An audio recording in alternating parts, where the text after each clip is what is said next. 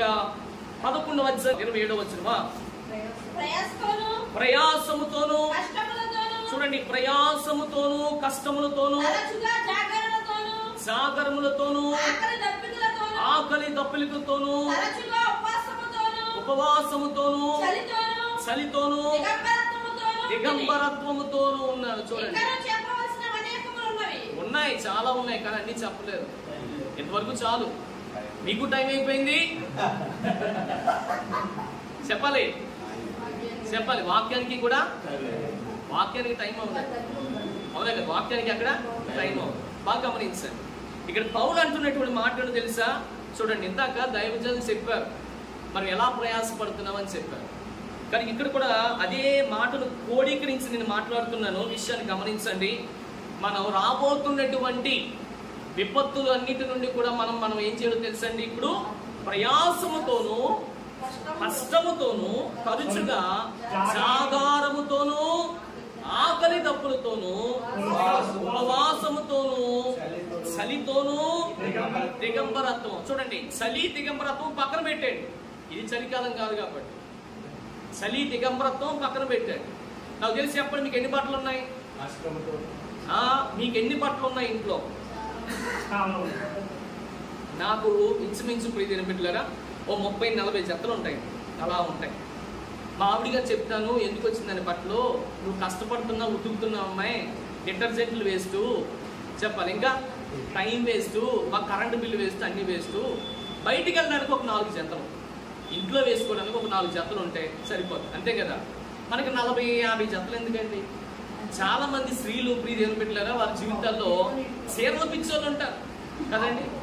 నిజంగా నేను అనుకుంటాను, మీకు పాపం నిజంగా అంటున్నాను, మీకు ఆ టైంలో పెళ్ళి అయిపోయింది, నిజంగా మీకే కానీ పెళ్ళి అవ్వలేకపోతా ఉంటే మీ పిచ్చితనానికి నిజంగా చూడండి, ఏ మర్చెంటులో తీసుకురావాలి. ఏ మర్చెంటు?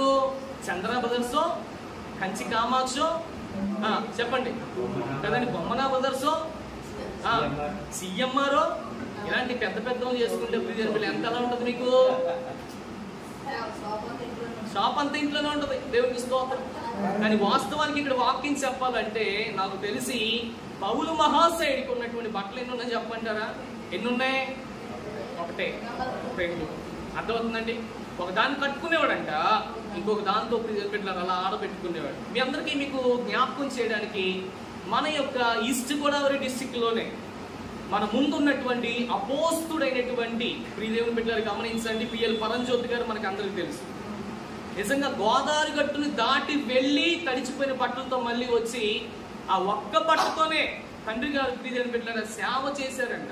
నేను విన్నాను, చాలా మందికి బాధపడ్డాం, ఎంతో మందికి ఆ విషయాన్ని చూసిన తర్వాత ఒళ్ళంతా కూడా ఏమండి గబ్బులు పొడిచినాయి. కారణం తెలుసండి, అలనాడు దైవజనులు ఏది ఆశించకుండా ఒకే ఒక్క బట్టతో తడిచిపోయి ఆ బట్టను ముంచుకి ఏమంటే ఏం చేసేవారు? పిండేసి అలాగ ఆరబెట్టినటువంటి ఆ దడిలోనే వాళ్ళు ఉండేవారు, ఆడేవారు. అర్థమవుతుందా? అలా ఆరిపోయేటంత వరకు ఉండి మరలా దాన్ని కట్టుకొని ఇక మీదట ప్రయాసపడుతూ దేవుని కొరకు మరలా ఇంకొక ప్రదేశానికి వెళ్ళేవారు. ఈ సమయంలో దేవునికి ఒక బట్ట ఇవ్వలేదు, 4 బట్టలు ఇచ్చాడు. అందుకని నీ పొరుగు వారిని నువ్వు ప్రేమించి నీకున్నది ఎవరికి ఇవ్వాలి? నీ పొరుగు. అసలు దాంట్లో సమస్య లేదు. ఇది మా అమ్మ పెట్టిన చీర, ఇది మా నాన్న కట్టినాడు కనుక ఇది నాకు ఇచ్చింది, ఇది నాకు ఇచ్చాడు, నేను ఇవ్వను అనేటువంటి ఆలోచన కలిగి ఉంటాం. గమనించండి, ఈ లోకంలో నువ్వు ఏది తీసుకెళ్ళవు, కానీ వాస్తవానికి ఇక్కడ చూడగలిగితే చలిలో కానివ్వండి, దిగంబరత్వంలో కానివ్వండి, చలిలో చూడండి. పౌలుకి ఎన్నున్నాయి చెప్పాను, కొన్ని 2 బట్టలు ఉన్నాయి అనుకోండి, ఉదాహరణకి 2 బట్టలు ఉన్నాయి కదండి. ఒక బట్ట అంతా కూడా ఏమైపోయింది? తడిసిపోయింది. ఒకసారి సముద్రంలో ఉంటే ఆ బ్యాగ్ కూడా తడిసిపోయింది. మరి ఏం కట్టుకున్నాడు? మహానుభావుడు ఆలోచించండి మీరందరూ, ఏం కట్టుకున్నాడు కదండి? 2 తడిసిపోయి, అందులోని కూడా చలికాలం, చలి విపరీతంగా వేసేటువంటి కాలం అయినప్పటికీ కూడా దేవుని రాజ్య సువార్త కొరకు తన శరీరాన్ని ఇచ్చేశాడు. దేవుని రాజ్య సువార్త కొరకు తన బట్టలు కూడా దేవుని కోసం దారిపోసాడు.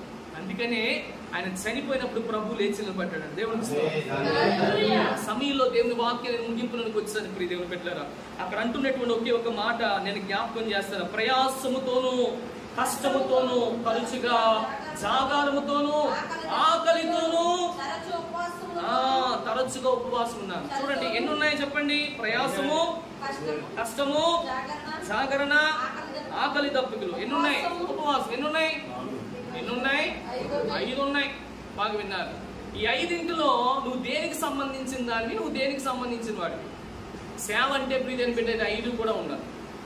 సేవ అయితే ఇంకా విడిచిపెట్టినటువంటి ఆ యొక్క చలి, దానితో పాటు ఉన్నటువంటి దిగంబరత్వం కూడా ఉండేటువంటి వారుగా ఉండాలి. కానీ మించుమించు 7 విషయాలు అక్కడ చెప్పాడు. ఈ 7 విషయాల్లో కూడా పౌలు ఏం చెప్పాడు చెప్పమంటారా ప్రియని బిడ్డలారా? నేను సిద్ధంగా ఉన్నాను. అలా సిద్ధపడ్డాడు కనుకనే ప్రపంచంలో 3 యాత్రలు చేశాడు. చరిత్రలో అలా నిలిచిపోయాడు. మన బైబిల్ పక్కకు తిప్పగలిగితే ఏమంటే పౌలు చేసినటువంటి 3 మిషనరీ యాత్రలు మనకు కనిపిస్తున్నాయి. నిజంగా చెప్పాలంటే పౌలు మహాశయునికి పాదాభివందనం చేయాలి. ఎందుకు తెలుసా? నిజంగా ప్రియని బిడ్డలారా, ఎంతో గొప్ప గనులు ఉన్నారు మన దేశంలో, ఎంతో మంది గొప్ప భక్తులు ఉన్నారు. వారు చేసినటువంటి త్యాగపూరితమైనటువంటి సేవే ఈ రోజు నిజంగా చెప్పాలంటే ప్రియని బిడ్డలారా ఈ స్థితిలో ఉన్నాం. నిజంగా అటువంటి వారి యొక్క అభిషేకం మరలా మనం తెచ్చుకోవాలంటే, అలాంటి వారి యొక్క ప్రార్థన ఏమిటి ఆత్మను మరలా మనం కలిగి ఉండాలంటే ఈ రోజున మరలా మనం ఉపవాసం చేయాలి, మనం మరలా జాగారం చేయాలి. మనంతటా మనము రాత్రులు ప్రార్థన చేసే వారంగా ఉండాలి. ఉపవాసాలతో, ప్రార్థనలతో, ఏమిటి ఆకలి దప్పులతో మరలా మనంతటా మనమే పురుగొలిపేటువంటి వారంగా ఉండాలి. ఇందాక దైవజనులు చెప్పారు, మనం వస్తున్నటువంటి ఎలక్షన్స్ కోసం మనం కూడా ఏం చేయాలి తెలుసా? ఈ యొక్క 5 విషయాలు కూడా చేయాలి. ఈ 5 విషయాలు మనం చేసినప్పుడు దేవుడు మన ప్రార్థనని ఆలకిస్తాడు, అనేకమైన వారికి దీవెనకరంగా ఉంచుతాడు. అందుకనే మహాశయుడు అనేటువంటి పౌలు విషయంలో సేవల గురించినటువంటి పౌలు చేసినటువంటి సాక్ష్యం, ఇంత సేవ చేశాడంట. ఎంత సేవ! నేను అంటున్నాను, ముగిస్తున్నాను ప్రియదేవుని బిడ్డలారా, గమనించండి. అదేంటంటే సేవ చేయడం ముఖ్యం కాదు, కానీ సేవలోని సాక్ష్యం కలిగి ఉండడమే చాలా అర్థమవుతుందా? కనుక సేవకులుగా మనకి ఎన్ని సంవత్సరాలు చేసేవారు కాదు. మా నాన్న సేవకుడు అండి, మా తాత సేవకుడు, మా ముత్తాత సేవకుడు అని మనం చెప్పుకోవడం కాదు. బాగా వినాలి. అలా అనుకుంటే పౌలుకి తాత లేడు, ముత్తాత లేడు, వాళ్ళు అందరూ ఉన్నారు కానీ వాళ్ళు వ్యాపారాలు చేసుకున్నారు. వాడలు గడించారు కదండి, వాడలు గడించారు. ఒక వాడ కొనాలంటే ఇంచుమించు 2 రాష్ట్రాలను తాకట్టు పెడితే కానీ వచ్చేటువంటి డబ్బు ఈ రోజుల్లో చెప్పాలంటే. కానీ అప్పటికే మనోడు మంచి సౌండ్ పార్టీ, అప్పటికే మనోడు ప్రియదేవుని బిడ్డలారా గమనించండి, రోమియా ఏమండి చక్రవర్తుల క్రింద సైన్యాధిపతిగా, ద నెంబర్ 1 ఏమండి సైన్యాధిపతిగా పనిచేసేవాడు. బట్ ఎన్ని పక్కన పెట్టేశాడు.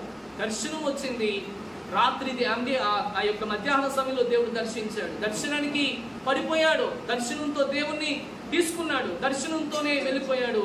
దర్శనం వరకు కూడా చివరిసారిగా మరణిస్తూ ముందుకు సాగిపోయాడు. ఈ రోజుల్లో దేవుని వాక్యాన్ని వింటున్నటువంటి మన విషయంలో మనం తెలుసుకోవాల్సిన విషయం ఏంటంటే, మనం కూడా సేవ చేయడం మాత్రమే కాదు, సేవకు తగినటువంటి సాక్ష్యాన్ని కలిగి ఉండాలని ప్రభు పేరిట మరొకసారి మనం చేస్తే మాటలు ముగిస్తున్నాను. దేవుడు తన పరిశుద్ధమైన కొన్ని మాటలు మన వెనుకలో దీవించును గాక.